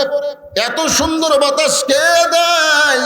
কে যেন দূর থেকে বলে, হালিমা, যেই ছোট্ট বাচ্চাকে তুমি কোলে নিয়েছো, ওই বাচ্চার ওসিলায় মেঘকে তোমার মাথায় ছাতা করে দেওয়া হলো, আর জান্নাতের দরজা খুলে তোমার শরীরে জান্নাতের বাতাস বওয়া শুরু হয়েছে। এটা হলো নবীর মিলাদ। নবীর জন্মের সময় সবাই নবীর চিনে নাই। 2-4 জন যারা চিনেছে তার মা আমিনা, চিনেছে হালিমাতুস সাদিয়া। হালিমাতুস সাদিয়া শেষ পর্যন্ত মুসলমান হয়ে গেছে। জান্নাতুল বাকির মধ্যে যারা ঢোকে, যারা হজ করতে গেছে, জান্নাতুল বাকির মধ্যে ঢুকতে গিয়ে দেখবেন জান্নাতুল বাকির উত্তর দিকে কিছু দূর আসার পরে হালিমাতুস সাদিয়ার কবর। হালিমাতুস সাদিয়ার কবরে দাঁড়ায় বললাম, হালিমা, তুমি শুধু নবীর মিলাদকে বিশ্বাস করো নাই, নবীর সিরাতকে গ্রহণ করে তুমি ঈমান গ্রহণ করেছো, যার কারণে জান্নাতুল বাকির মধ্যে আল্লাহ তোমার জায়গা করে দিয়েছে। নবীর সিরাতে বিশ্বাস করেছে। নবীর চাচা হযরতে আব্বাস রাদিয়াল্লাহু তাআলা আনহু, একটু মনোযোগ দিয়ে শুনবেন, শুধু মিলাদে বিশ্বাস করে না, সিরাতে বিশ্বাস করেছে। বদরের যুদ্ধে নবীর চাচা আব্বাস কিন্তু বন্দী হয়ে গেল, দড়ি দিয়ে বেঁধে রেখেছে। আল্লাহর নবী কাফের বন্দীদেরকে দেখার জন্য যখন ঘরের মধ্যে ঢুকলেন, 14 জন বন্দী হয়েছে। কয়জন ধরে কয়জন? নবী তাকায় দেখে যার চাচা আব্বাস অত্যন্ত ফর্সা মানুষ ছিলেন। এই যে মুসলমানেরা কাফের বন্দীদেরকে রশি দিয়ে বেঁধেছে, এই রশি বাঁধার কারণে এত জোরে বেঁধেছে যে চাচার হাতটা, ফর্সা মানুষের হাত কেটে একটু রক্ত বের হয়ে যাচ্ছে। আব্বাস বলতেছে, ও ভাস্তা মোহাম্মদ, আমি তোমার চাচা হই। তুমি সবাইকে গরুর মতন দড়ি দিয়ে বাঁধার হুকুম দিয়েছো, আমাকেও বেঁধেছে তোমার চাচা হওয়ার কারণে।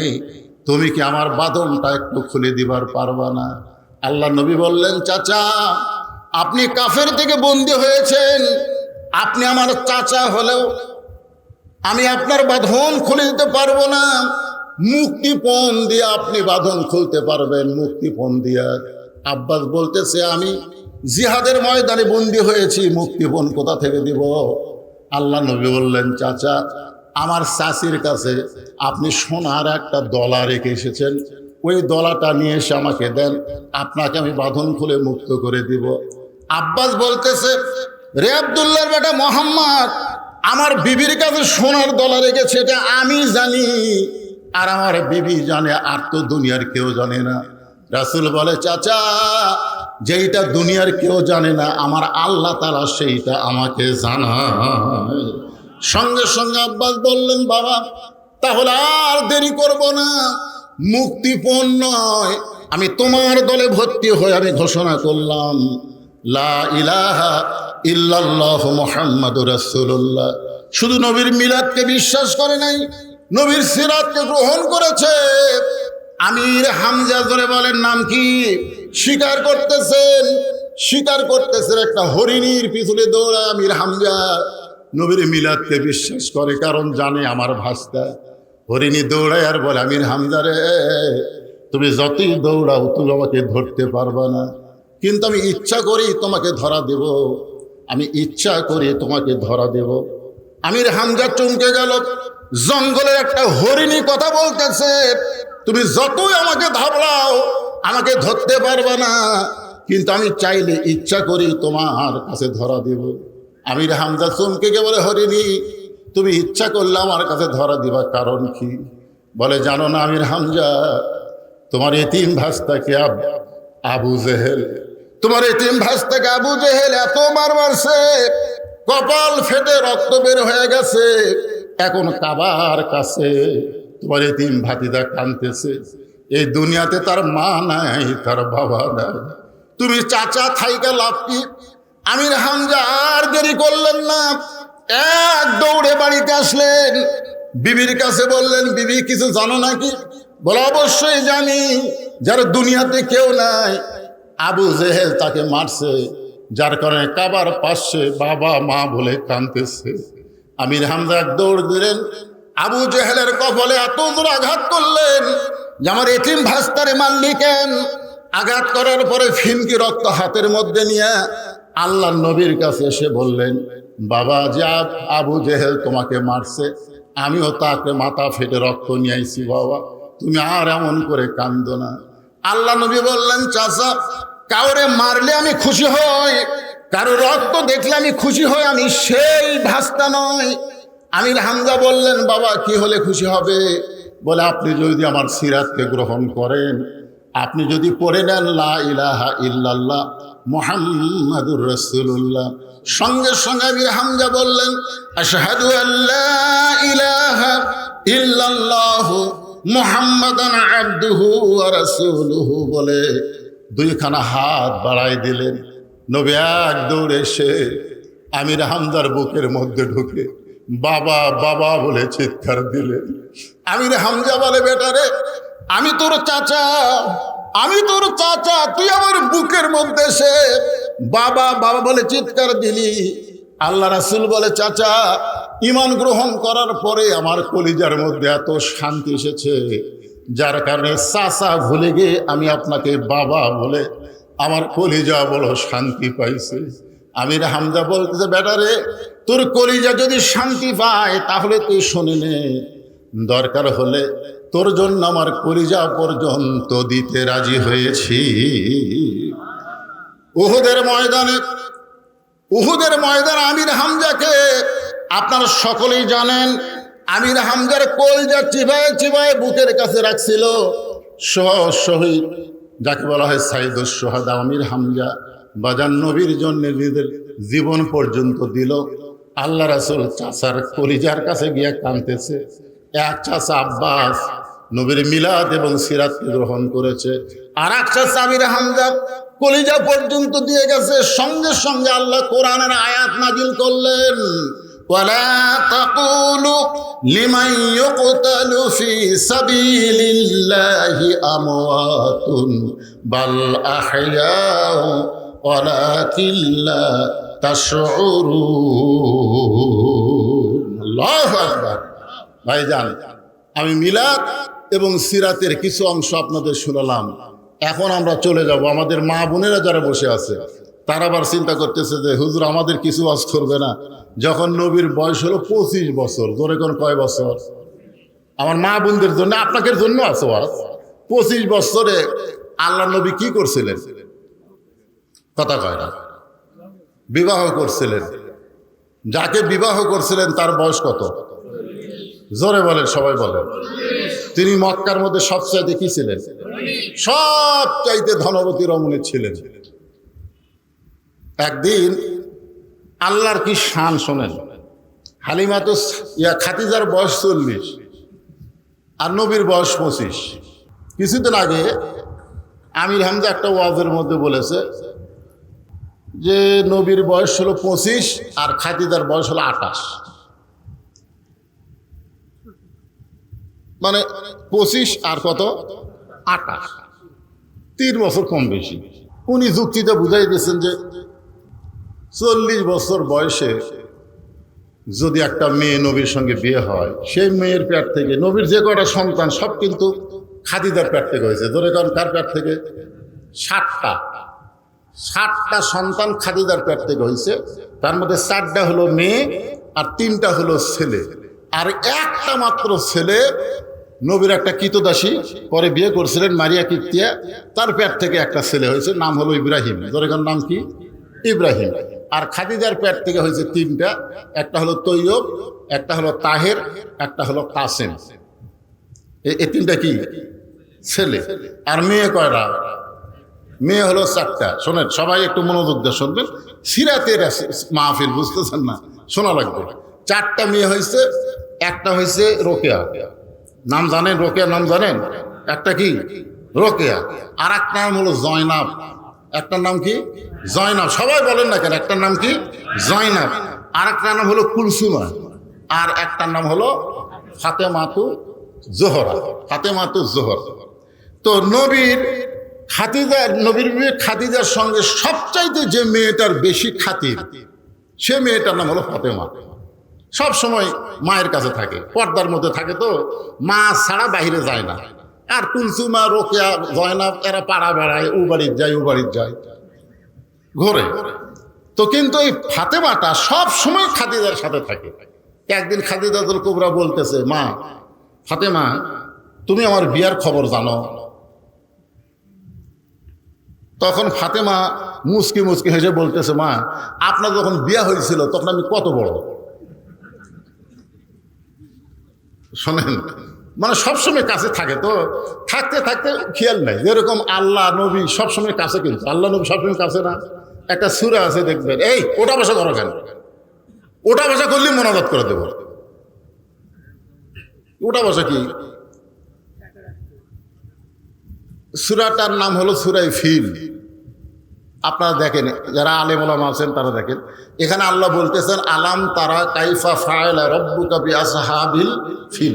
ওগো নবী, আপনি কি হস্তি বাহিনীকে দেখছেন?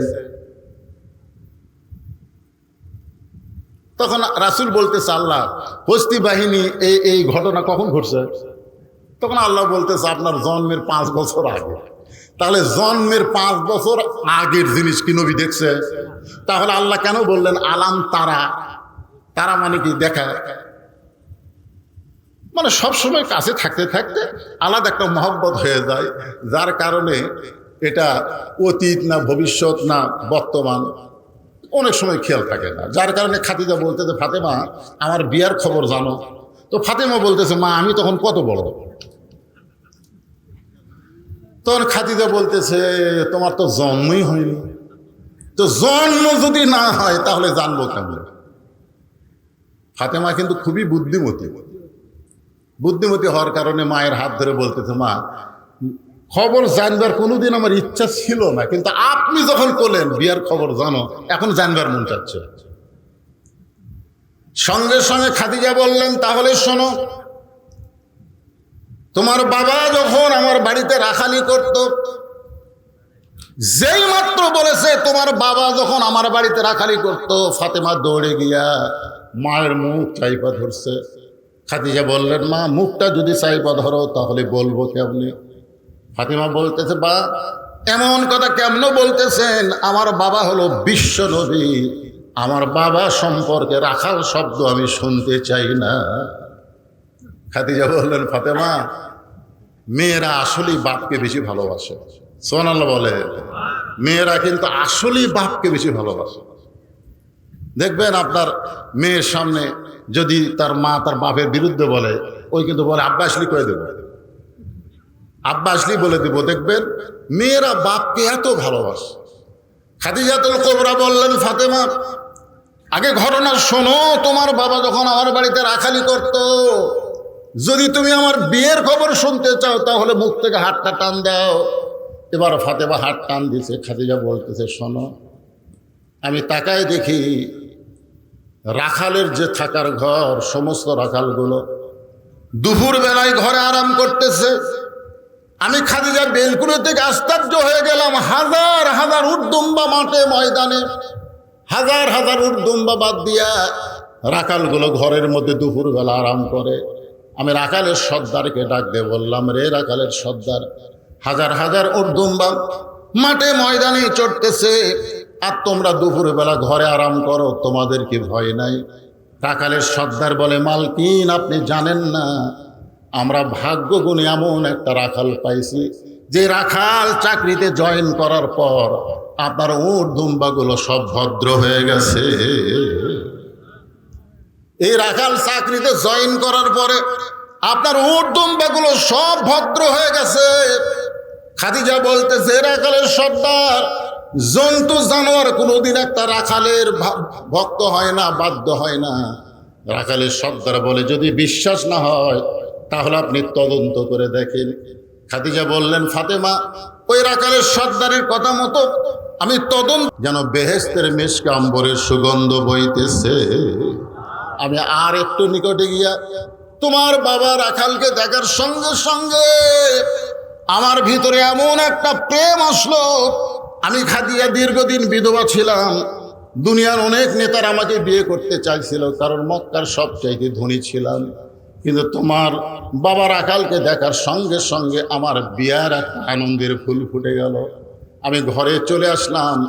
আসার পরে দাসী বলতেছে মালকিন আপনি রাখালকে তদন্ত করতে গেলেন, তদন্তের রেজাল্ট কি? আমি কইলাম তার চাচার কাছে গিয়ে বলো রাখালের চাকরি আমি ক্যান্সেল করে দিলাম। দাসী মূর্খ বুঝতে পারে নাই। আবু তালেবের কাছে গিয়া বলতেছে মুরব্বী তোমার ভাতিজা রাখালের চাকরি খাদিজা ক্যান্সেল করে দিয়েছে। আবু তালেব এক দৌড়ে এসে খাদিজার কাছে বললেন মা আমার এতিম ভাতিজা এমন কি অপরাধ করলো যে অপরাধের কারণে তার রাখালের চাকরি ক্যান্সেল করে দিলা? খাদিজা বলতে চাচা তার একটাই মাত্র অপরাধ, আমি তাকে রাখালকে রাখবো না, তাকে স্বামী হিসাবে গ্রহণ করতে চাই। খাদিজাতুল কুবরা বলে রে ফাতেমা সে রাখালকে আমার স্বামী হিসাবে গ্রহণ করার পরে সে রাখাল হয়েছে আজকে বিশ্ব নবী। আল্লাহ প্রত্যেকটা নবীকে রাখালের দায়িত্ব দিয়েছেন, ধরে কান সুবহানাল্লাহ। রাখাল এটা আল্লাহ রাসূলও আবার বলেছেন যে প্রত্যেকটা অভিভাবককে আল্লাহ রাখালের দায়িত্ব দিয়েছেন, ধরে কান সুবহানাল্লাহ। এখানে যত অভিভাবক আছেন আপনাদের অধীনে নাই, রাখালি করা লাগবে। তো রাখালি কি? আপনি হয়তো বলবেন হুজুর আমার তো গরু নাই, আমার ছাগল নাই, আমি কিসের রাখালি করব? হ্যাঁ এই ছেলেবেলারা শোনেন, আজকাল তো অধিকাংশ ছেলেপেলে সব সিজার করা, বোঝেন না? হ্যাঁ, আপনি সিজার করা বাচ্চাকে যতই ওয়াজ শোনেন কোনো কাম হবে না, কোনো কাম হবে না। আমি মায়েদের পায়ে হাত দিয়ে বলতেছি, মা, এই যে ছোটবেলায় আমরা একটা গজল গাইতাম, এখন আর ভয় গজল গাই না। কি বলবো প্রসবের কথা, মা বিনে সেই ব্যথা কেউ তো বুঝিবে না। মাজন ঠেকিয়া সন্তানের দায়, অকালে মা মারা যায়, কেন সে মায়ের ভক্তি করো না। এমন দরদি ভবে কেউ হবে না আমার মা, মা গো। সেদিন ফেসবুকে দেখলাম একটা মেয়ে বলতেছে যে মেয়েরা সিজার করে, একটা মেয়ে মানুষ সিজার করায় না, সবগুলো মরদ মানুষ। তাহলে মেয়েদের পেট কাটে কারা? কথা কর না কেন? পেট কাটে পুরুষেরা। তা এখন আপনার বউ যদি পর্দারি সিনারি হয়, দরকার হলে নরমালে বাচ্চা নিবে, কিন্তু বেপর্দা হয়ে সিজার করবে না। ধরে কোন কথা ঠিক কেনা কথা বলেন? প্রত্যেকটা মাকে আমি বলতেছি, ইন্নাল্লাহ মা সাবিরিন, ধৈর্যশীলদের সঙ্গে কি আছে? কথা কন না কেন? আমরা যদি ধৈর্য ধারণ না করতাম আর গোপনে গোপনে যদি চেষ্টা না করতাম, তাহলে হাসিনা কি কথা কন? মায়ের প্রসব বেদনা একটু কষ্ট হয়, কিন্তু কষ্টের পরে যখন সন্তান বুকে আসে তখন কিন্তু মার সেই কষ্টের কথা মনে রাখে না। যেই মা একবার বাচ্চা নর্মালে হয়, ওই বারবার বাচ্চা নর্মালে নিবে, কারণ ওই জানে হতে একটু কষ্ট হয়, কিন্তু তারপরে যখন বুকের উপর আসে তখন আর কষ্ট থাকে না। এ হাসিনা যতদিন ক্ষমতায় ছিল, ভালো মানুষের প্রসব বেদনার মতন কষ্ট হয়েছে। জোরে কথা ঠিক কিনা? কি একটু ধৈর্য ধরেন মায়েরা, যারা পদ্মার অন্তরে আছেন, একটু ধৈর্য ধরেন। বাচ্চা হওয়ার আগেই কিন্তু পেট কাটে, বাচ্চা হওয়ার আগে। বাচ্চার জন্ম হবে 2 দিন পর নর্মালে, কিন্তু ডাক্তার টাকা খাওয়ার জন্য বলতেছে পেটে পানি নাই, বেঁকা হয়ে আছে। এই যে মিথ্যা কথা বলবি, মানে টাকা কামাই করে। এখন পেটের পানি শুয়ে গেছে, বেঁকা হয়ে আছে, এখন পেট কাটছে। পেট কাটা দেখে আর ঘুমই ভাঙ্গেনি। তারপর 4-5 জন ডাক্তার কয়, কে আমরা যে টাকার লোভে পেট কাটলো, আর যে ঘুম ভাঙে নেন কি করি? তখন বড় ডাক্তার বলে পেটের থেকে বাইর করে একটা ঘুরেন দেয়। তখন এই পেটের থেকে আস্তে করে বাইর করে এরকম একটা ঘুরেন দেয়। যেই ঘুরেন দেয়, মাথার ঝাঁকি খায়, এই যে খান দেওয়া, এই যে ঝাঁকি খাওয়া খাচ্ছে, এই ঝাঁকির কারণে এই মোবাইল ছাড়া ভাত খায় না। মোবাইল না দেখলে আর কথা কান না, ও যে ঝাঁকি খাচ্ছে। এই মাথার ঢাকি খাওয়ার কারণে দেখবেন আমরা দোয়া দরুদ দেও কান সারা পারতেছি না। সন্তান কান্দে, হুজুর একটু দোয়া পড়েন। সূরা ফাতিহা, যাকে বলা হয় সূরাতুশ শিফা। সূরা ফাতিহা কি? সূরাতুশ শিফা। সূরা ফাতিহা পড়ে ফু দিলে ভালো হয়ে যাবে। 3 বার সূরা ফাতিহা পড়ে ফু দেয়, আর কান্দন আরো ধরে হয়। আল্লাহ রাসূল বলেছেন, সমস্ত ব্যারাম অনুনাজ্জিলু মিনাল কোরআনি মা হুয়া শিফাউ ওয়া রাহমাতুল লিল মুমিনিন। আমি আয়াতের তাফসীর পড়তে গিয়ে দেখি এটা হলো আয়াতুল কুরসি।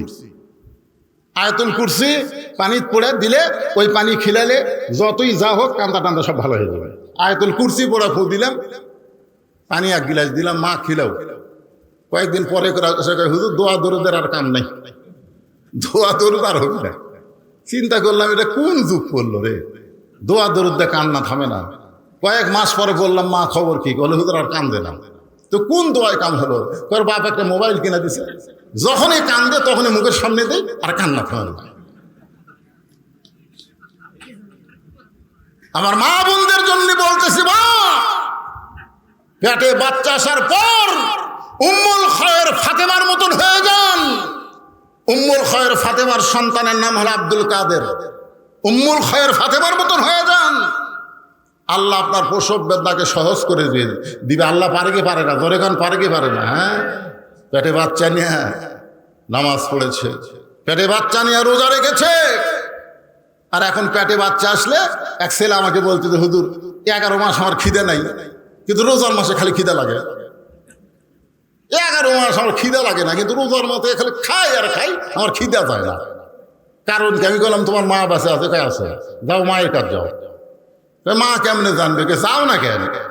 ওই মায়ের কাছে জিজ্ঞেস করছে, মা আমার 11 মাস খিদা কম, রোজার মাসে খিদা বেশি কেন? মা বলতেছে তোর দাদি এই সর্বনাশ করছে, তোর দাদি। তুই যখন আমার পেটে ছিলি রোজার মাসে তোর দাদি বলছে, বৌমা রোজা থাকে আমার পেটের নাতি নাতনি যেন শুকা না যায়। তুমি রোজা থাকলে পেটের বাচ্চা শুকে যাবে, রোজা থাকা চলবে না। জোর করে আমাকে রোজা থাকতে দেয়নি, আমিও খাসি, রোজার মধ্যে তুইও খাসি। এই যে রমজান মাসের পেটের মধ্যেই তোর খাওয়া শুরু হচ্ছে, বেড়া এসে তুই রোজা থাকতে পারবি? এই জন্যে একটা নেপোলিয়ন বলেছে, একটা ভালো সন্তান যদি চাও তাহলে ভালো একটা মায়ের দরকার। দরকার কিসের দরকার? ভালো একটা মায়ের দরকার। খাদিজাতুল কুবরা এমন একজন মা ছিলেন যে মায়ের পেট থেকে আল্লাহ তাআলা 4টা সন্তান দিয়েছেন। একটার নাম হলো ফাতেমাতুজ জোহরা। আমার মা বোনদের জন্য বলতেছিলাম, এই কথাটা কিন্তু আমার মা বোনদের জন্যে। রাসূল বললেন, ফাতেমা সিরাতের আলোচনায় একটু খেয়াল করেন, ফাতেমা তোর কি কখনো মনে হয় তুই জান্নাতি? তোর বাবা বিশ্ব নবী, এই কারণে কি তোর কখনো মনে হয় তুই জান্নাতি? ফাতেমা বলতেছে, বাবা মনে হয় কেন? 100 বার আমার বিশ্বাস আপনি হলেন আল্লাহর বিশ্ব নবী, আর আপনার মেয়ে হওয়ার কারণ আমি জান্নাতি। আল্লাহ রাসূল বললেন, ফাতেমা এই কথা কখনোই মনে করবা না, আমি তোমার বাবা বিশ্ব নবী বলে তুমি জান্নাতি এটা মনে করো না। জান্নাতে যদি যাবার চাও জান্নাতের আমল করে জান্নাতে যাইতে হবে। ফাতেমা কান্দারে বলে, বাবা বিশ্বনবীর মেয়ে হয়েও জান্নাতে যাওয়া যাবে না, জান্নাতের আমল করতে হবে। জান্নাতের আমল কি? আমার মায়েরা যারা আছেন একটু মনোযোগ দিয়ে শোনেন। এই সিরাত মাহফিলে নবীর কলিজার টুকরা ফাতেমার থেকে আলোচনা করতেছি। রাসূল বললেন, মাত্র 4টা আমল করবা। মাত্র কয় আমল? আমার আঙ্গুলের দিকে তাকান, কয় আমল? আরে পাগলা, বাড়ির বউ যদি ভালো হয় আপনার কলিজায় অর্ধেক শান্তি জান্নাতের চলে আসবে। জোরে কর কথা, ঠিক কিনা? আমি তখন বললাম, রব্বানা আতিনা ফিদ দুনিয়া হাসানা ওয়া ফিল আখিরাতি হাসানা। তাফসীর পড়ে দেখেন এবারে, এই যে ফিদ দুনিয়া হাসানা মানে কি? সব 16 আনার মধ্যে 8 আনা হলো বউ। দুনিয়ার যে 16 আনা সৌন্দর্য যদি পাবার চান তাহলে বউ হচ্ছে 8 আনা। বউ যদি খারাপ হয় আপনি যতই শান্তি খোঁজেন বাইরে শান্তি পাবেন, বাড়ি ঢুকলে অশান্তি। জোরে কথা কন না কেন? হ্যাঁ, এই জন্যে মা বোনদের জন্য কথাটা বলতেছি। রাসূল বললেন 4টা আমল। কয়টা? খুব খেয়াল করেন, নামাজ, রোজা, সতীত্বের হেফাজত আর স্বামীর খেদমত। আল্লাহ রাসূল ফাতেমাকে বললেন, সব সময় না, স্বামী যখন খেদমত চাবে, খুব খেয়াল করে শুনবেন, স্বামীর খেদমত সব সময় না, স্বামী যখন খেদমত চাবে তখন খেদমত করে। সবাই মনোযোগ দিয়ে শোনেন। বউ যদি আপনার আপনি খেদমত চাচ্ছেন না, যদি আপনার খেদমত করে আপনি বুঝতে পারবেন এর মধ্যে একটা কি ভেজাল নাই। আপনি খেদমত চাবেন, রাসূল বললেন আমার আলী যখন তোমার কাছে খেদমত চাবে তখন তুমি খেদমত করবা, তাছাড়া খবরদার তুমি নিজের ইচ্ছাই যেন খেদমত করতে যাবে না। কারণ চোরের মন, কথাটা বোঝেন, অতিভক্তি। হ্যাঁ, একেবারে পাকাতে বাতাস করতেছে। তো স্বামী কয়, কে গো কারেন্ট নাই? আছে তো কারেন্টে ফ্যান দেয়, পাকার বাতাস কেন? এই ফ্যানই তো আমার সতী, উনি যদি আপনাকে বাতাস দেয় তাহলে আমি জান্নাতে কেমনে যাই? এই জন্য ফ্যান বন্ধ করছি, আপনাকে বাতাস করে আমি একটু জান্নাতে যাবার চাই। বাম হাতে বাতাস করে, ডান হাতে কপাল টিপে। স্বামী কয়, কে গো কি হলো তোমার? তোমার ভক্তি করে আমি জান্নাতে যাবার চাই গো। তারপরে পাও টিপে, হাত টিপে। স্বামী একসময় খুশি হয়ে বলতেছে, আসলেই তোমার মতন বউ পাওয়া হলো ভাগ্যের ব্যাপার। যেই বলছে তোমার মতন বউ পাওয়া ভাগ্যের ব্যাপার, সঙ্গে সঙ্গে বউ কান্না শুরু করছে। স্বামী কয়, কে গো কান্দো কেন? বলে, কান্দি এমনি কান্দি। স্বামী বলছে, কি হয়েছে গো? না না, আপনাকে বলে লাভ নাই, এমনি এমনি।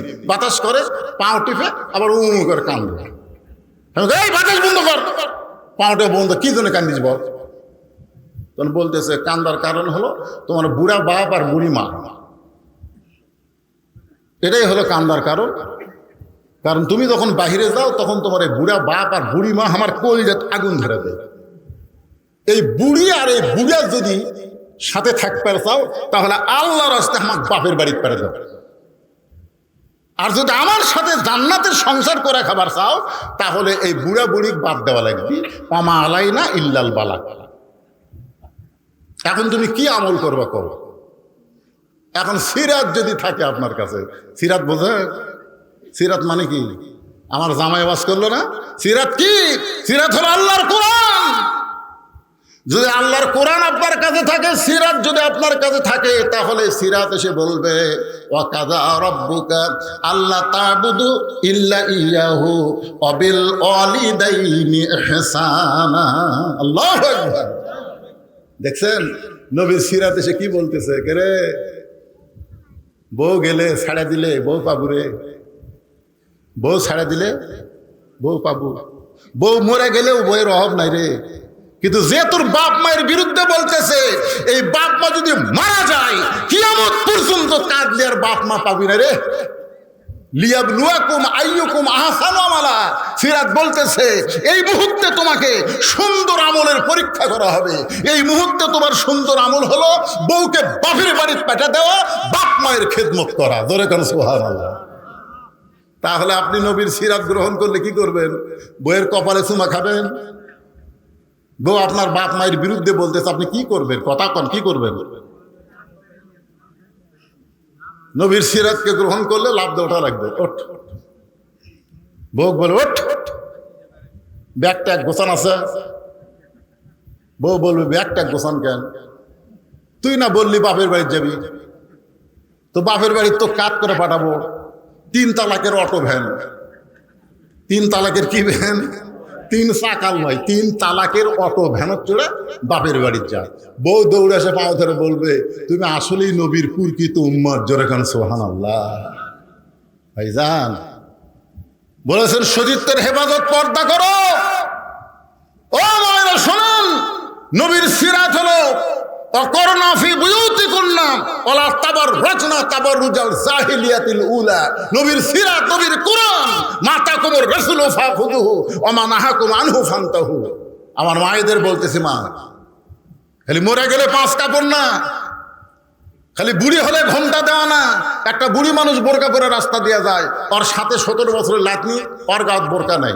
একটা ওন্না আছে, ইনকা গলার মাফলা হয়ে গেছে, ওন্না ইনকা গলার মাফলা। আপনারা এখন বলেন রাস্তার মানুষ ওই বুড়ির দিকে তাকাবেই না ছুরির দিকে তাকাবে? কতক্ষণ কার দিকে তাকাবে? ছুরির গাঁত বোরকা নাই, বুড়ির গাঁত বোরকা। কে দাদি বোরকা পড়ছেন কেন? মরা লাগবি ভাই, মরা লাগবি ভাই। কে রে বুড়ি, তুই তো বোরকা পড়ছো মরার জন্য, তোর দিকে তো বুড়াও তাকায় না। 50 বছর আমের গাছের গোড়াত কেউ বেড়া দেয়? যদি কেউ বেড়া দেয়, আপনি বলতেছেন কে ভাই বেড়া দিচ্ছেন কেন? ভাই সতর্কের মান নেই। গরু ছাগল যদি খায়, কে রে পাগলা, 50 বছরের গাছের দিকে গরু ছাগল ঘৃণা করে তাকাবি না? বেড়া লাগবি? বেড়া যদি দিবার চাস, ওদের জ্বালা গাছ আছে, জ্বালা চারা গাছ, ওটা বেড়া দে। বেড়া না দিলে গরু বকরি পাড়িয়া ফেলে তো ধর্ষণ করবি। জোরে কর, কথা কর না কেন? আমি বলতেছি মরে গেলে 5 কাপড় দিয়ে কোনো লাভ হবে না মা।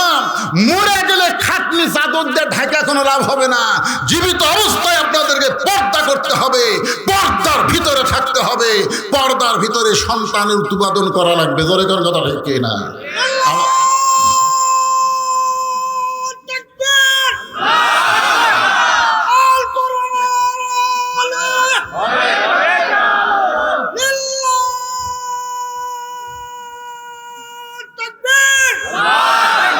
আলহামদুলিল্লাহ। আমার মা বোনদের জন্য নামাজ, রোজা, পর্দা আর স্বামীর কথা মতো চলা, এই 4টা আমল যদি মায়েরা করতে পারে, আল্লাহ রাসূল বলেছেন 8টা জান্নাতের দরজা ফ্রি করে দেওয়া হবে। জোরে করে সুবহানাল্লাহ। আল্লাহ তাআলা আজকের এই রাতে যতটুকু আলোচনা হলো, এই আলোচনার মোতাবেক আমাদের সকলের জীবনে আমল করার তৌফিক দান করুক। সকলে বলে আমিন। কারণ ফজরের নামাজ আমাদের জামাতের সাথে যদি আজকে না পড়েন, তাহলে প্রথম দিনই সিরাত কাজা হয়ে যাবে, বুঝলেন না? সিরাত কাজা হয়ে যাবে। এই জন্য ভাইজান অনেক রাত হয়ে গেছে। কয়টা বাজে? 12:30, 12টার মধ্যে শেষ করা দরকার। পৌনে একটা, হায় হায় সর্বনাশ, পৌনে একটা বাজে গেছে।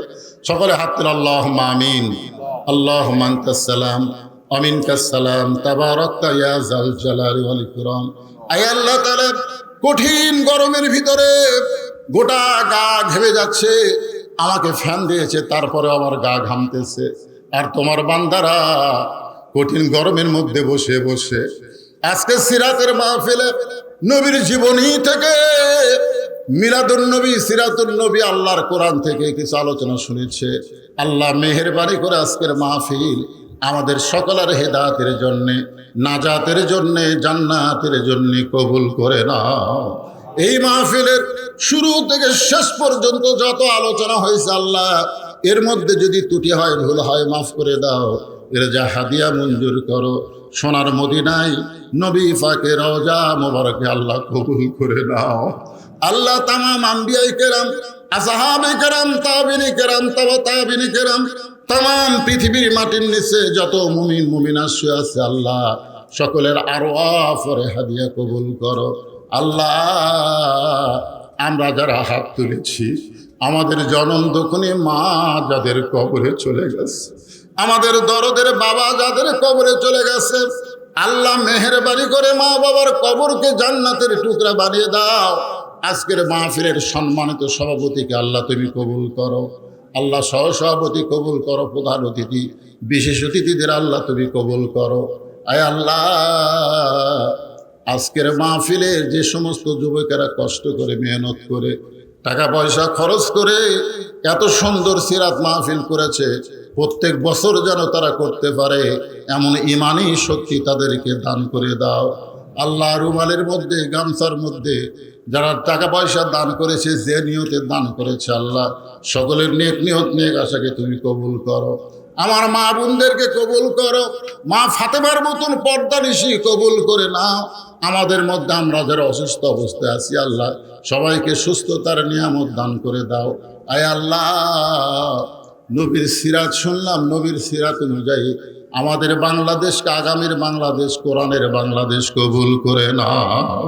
আয় আল্লাহ তাআলা, মেহেরবানি করে শুধু নবীর সিরাতকে আমরা শুনলাম, শুনলে হবে না, বাস্তব জীবনে নবীর সিরাত, আল্লাহর কোরআনকে গ্রহণ করতে হবে। আল্লাহ, কোরআন মোতাবেক আমাদের জীবন পরিচালনা করার তৌফিক দাও। সুবহানা রাব্বিকা রাব্বিল ইজ্জাতি আম্মা ইয়াসিফুন ওয়া সালামুন আলাল মুরসালিন আলহামদুলিল্লাহি রাব্বিল আলামিন। ওয়াজাল আখিরাতি কালিমাতুনা লা ইলাহা ইল্লাল্লাহু মুহাম্মাদুর রাসূলুল্লাহ সাল্লাল্লাহু আলাইহি ওয়াসাল্লাম। আসসালামু আলাইকুম ওয়া রাহমাতুল্লাহি ওয়া বারাকাতুহু।